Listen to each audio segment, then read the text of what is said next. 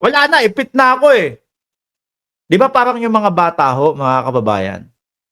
Eh kapag ka nasusukol, ipit mo na yan. Eh bakit si ganito? Hindi mo busisiin. Ganyan, ganyan. Ganyan na po, mga bossing. May hamon ang Vice Presidente ngayon.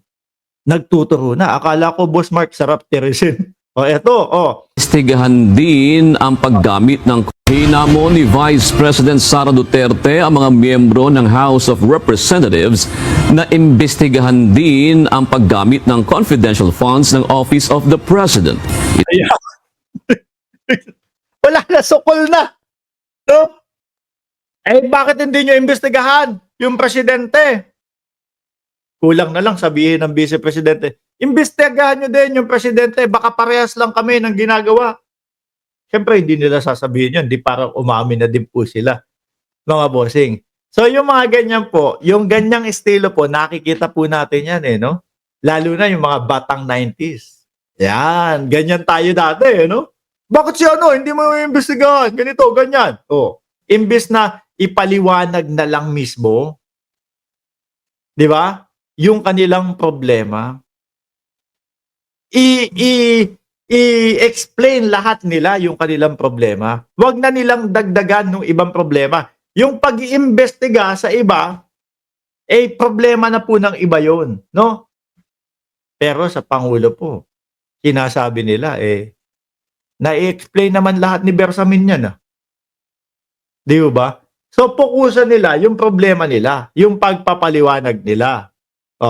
Sabi ni Potenciano Jr., ito ang pinakagwapong vlogger ngayon, pero sa DDS pa rin ako. Okay lang ho. Ito ay matapos makita ng state auditors na may pinakamalaking halagang nagamit para sa confidential at intelligence funds ang tanggapan ng Pangulo noong 2023. Sinabi ni VP talaga naman dapat ang Pangulo po, mga kababayan. Alam niyo po ang pagkakaiba ng intelligence fund at confidential funds po ng presidente at vice-presidente. Sa vice-presidente, mga bossing, napakasimple lang po. Intelligence fund para pansarili niya. Confidential funds para sa seguridad niya. That's it. Sa Pangulo, bakit hindi po magiging malaki, mga kababayan? Yung sa Pangulo po, buong Pilipinas, pati po tayo kasama. Pati po mga teritoryo natin kasama. Buong Pilipinas po, mga kababayan. Di ba? Kaya, katanggap-tanggap, mga bossing, na mas malaki ang magagastos talaga ng presidente kesa sa vice-presidente. Ang problema, kada isang gabi nung mga tawag dito, mga safe house ng vice-presidente, nagkakahalaga ng 250,000. Over, sobra-sobra. Di ba? Yung pang sarili niya na lang, pero grabe yung mga paggastos ho. At ito pa nga, no?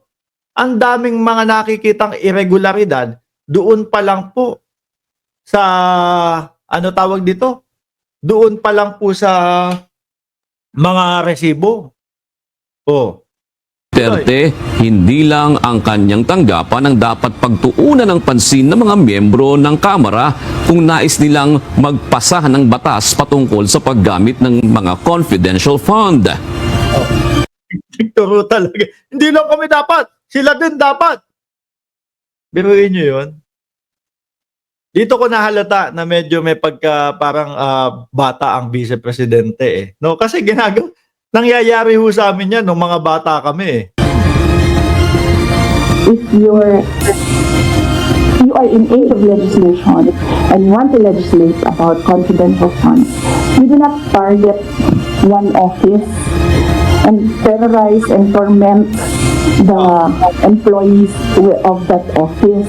What you do is you do a sampling, a random sampling of the officers who have confidential. Kasi po sa inyo talaga may meron pong sa inyo po talaga merong nasilip, no? Sa inyo po merong mga tawag dito, may mga pasobre, doon mga nag-ugat yan Merong mga pasobre, merong mga hindi maipaliwanag na merong hindi maipaliwanag na mga resibo. funds.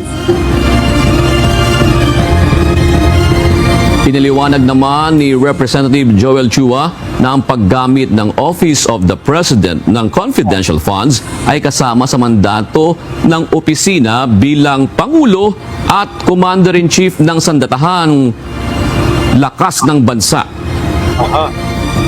Sa Office of the President is a different matter dahil yun may trabaho at may obligasyon ng ating Presidente bilang Commander-in-Chief ng sandatahan ng ating bansa at ang kanya po ay it concerns national security. Tingnan mo, buong bansa, mga kababayan. Ulitin ko yung kay BP Sara, yung confidential at intelligence funds niya, kumbaga, seguridad as a vice-presidente.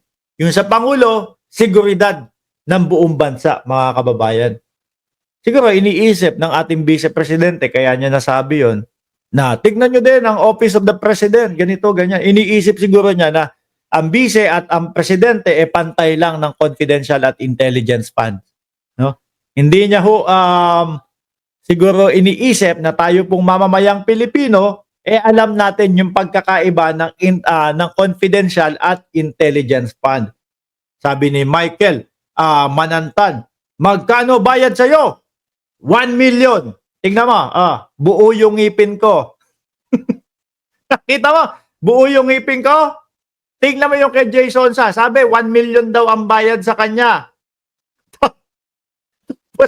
Kulang-kulang yung ngipin.